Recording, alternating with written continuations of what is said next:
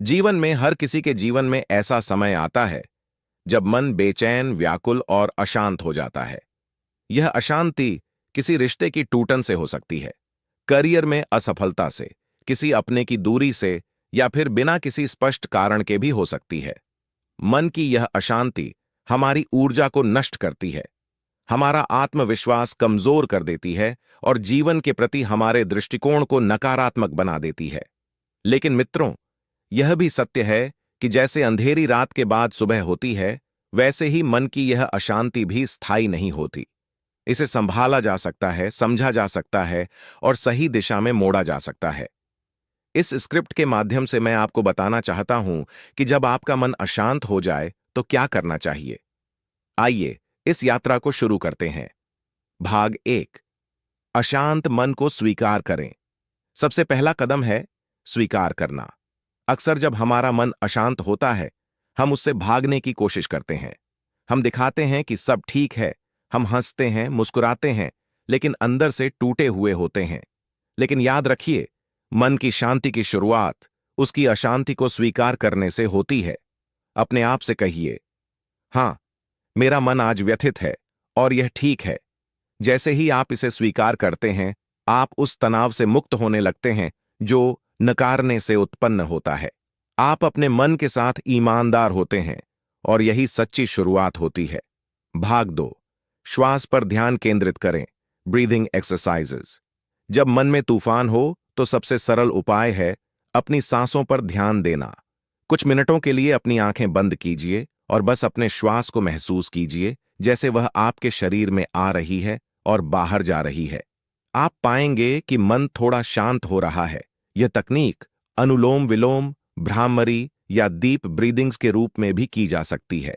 केवल 5 से 10 मिनट का यह अभ्यास मन को एक नई ऊर्जा, नई दृष्टि और स्थिरता देता है। भाग 3। खुद से बात कीजिए। Self talk. क्या आपने कभी खुद से बात की है? जब आपका मन अशांत हो तो किसी शांत जगह बैठिए और अपने आप से संवाद कीजिए, जैसे आप किसी दोस्त से कर रहे हों। अपने मन से पूछिए, तुझे क्या दुख है? किस बात ने परेशान किया? मैं तेरे लिए क्या कर सकता हूं? मन को जब लगता है कि कोई उसकी सुन रहा है, तो वह शांत होने लगता है। खुद से बात करना आत्मसंवेदनशीलता, सेल्फ अवेयरनेस को बढ़ाता है और भावनात्मक संतुलन लाता है। भाग 4। कृतज्ञता का अभ्यास करें। Gratitude practice. जब जीवन में सब कुछ उलझा हुआ लगे, तो उस पर ध्यान केंद्रित कीजिए जो आपके पास है। हर दिन कम से कम 3 चीजें लिखिए जिनके लिए आप आभारी हैं, चाहे वो आपके माता पिता हों, एक अच्छा भोजन हो या कोई प्यारा सा गीत। यह अभ्यास नकारात्मकता के बादलों को हटाकर आपको जीवन की सुंदरता का एहसास कराता है। कृतज्ञता मन को उस अवस्था में लाती है जहां से चमत्कार शुरू होते हैं। भाग 5। प्रकृति से जुड़िए। Connect with nature. प्रकृति से बड़ा कोई चिकित्सक नहीं। एक पेड़ के नीचे बैठ जाइए, किसी नदी या तालाब के पास समय बिताइए या खुले आसमान के नीचे लेट जाइए। ये छोटे से पल मन को गहराई से शांति देते हैं। धरती पर नंगे पांव चलना, पौधे लगाना, पक्षियों को देखना, ये साधारण से लगने वाले कार्य हमारे अंदर के असंतुलन को दूर कर सकते हैं। भाग 6। डिजिटल डिटॉक्स कीजिए। डिजिटल डिटॉक्स आज की दुनिया में अशांति का एक बड़ा कारण है। लगातार सोशल मीडिया पर रहना। जब मन अशांत हो तो 24 घंटे के लिए फोन, लैपटॉप, टीवी से दूरी बना लीजिए। यह समय खुद को पुनः खोजने, किताब पढ़ने, संगीत सुनने या केवल होने का होता है। जब आप शोर से बाहर आते हैं, तभी भीतर की आवाज सुनाई देती है। भाग 7। सेवा कीजिए। Serve others. जब मन भारी हो तो किसी और की मदद कीजिए। आप किसी भूखे को भोजन करा सकते हैं, किसी बच्चे को पढ़ा सकते हैं, किसी वृद्धाश्रम में जा सकते हैं। जब हम दूसरों के जीवन में रोशनी लाते हैं, तब हमारा मन भी रोशन हो उठता है। सेवा से मिलने वाला संतोष हर व्यथा को शांत कर देता है। भाग 8। लेखन की शक्ति। Right it down. मन के विचारों को कागज पर उतारिए। जर्नलिंग एक अद्भुत अभ्यास है जिसमें आप हर उस विचार, भावना और डर को लिखते हैं जो आपके भीतर है। यह लिखना एक प्रकार की मानसिक सफाई है, जिससे मन हल्का होता है, स्पष्ट होता है। आप चाहें तो अपने भविष्य के लिए प्रेरणादायक शब्द भी लिख सकते हैं, जैसे मैं शांत हूं, मैं सशक्त हूं, यह समय भी बीत जाएगा। भाग 9। प्रेरणादायक सामग्री का सेवन करें। जब आपका मन थका हुआ हो तब उसे सकारात्मक विचारों से भरिए।